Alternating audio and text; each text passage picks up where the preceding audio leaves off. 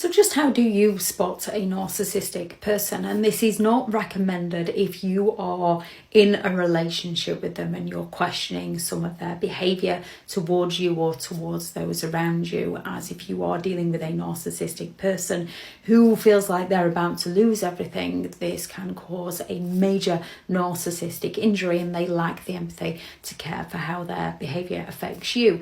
This is when you're in the first few weeks of dating, when it's a little bit easier if you're in a safe place to safely walk away from that person. This is when you're trying to work out whether the person you're dealing with is indeed toxic or not, as it's very confusing when you're dealing with a narcissistic person. And that's one of the first big hints, is you're Googling somebody's behaviour to try and work out why they are treating you in such a way and why you're feeling how you feel. Another one is when you've said no to them. How do they respond? How do they react when you say no to them?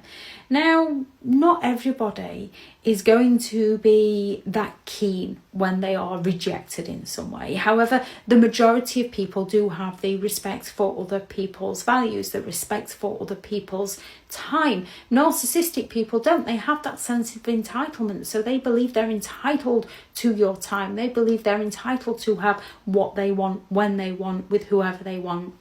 And when they don't get this, they throw major childlike tantrums in order to get their own way.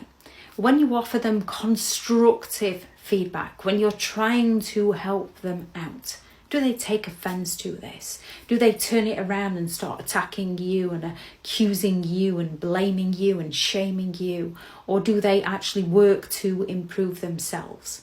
Genuine people often work to improve themselves. Narcissistic people work to take everybody else down. Can you share good news with them?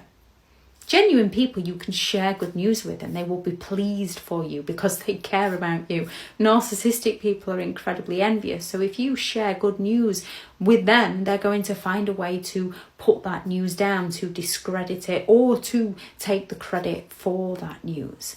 When you're trying to better yourself, are they there encouraging you, supporting you, or are they sabotaging you? Are they pulling you down? Are they telling you that you're not capable, that it's a bad idea? Now, all these things can trigger a narcissistic injury, which is why it's wise not to actually go out and do this purposefully, but to reflect back on their behaviour at times when this has happened and how they have responded to you gives you a good idea of whether this person is toxic or genuine.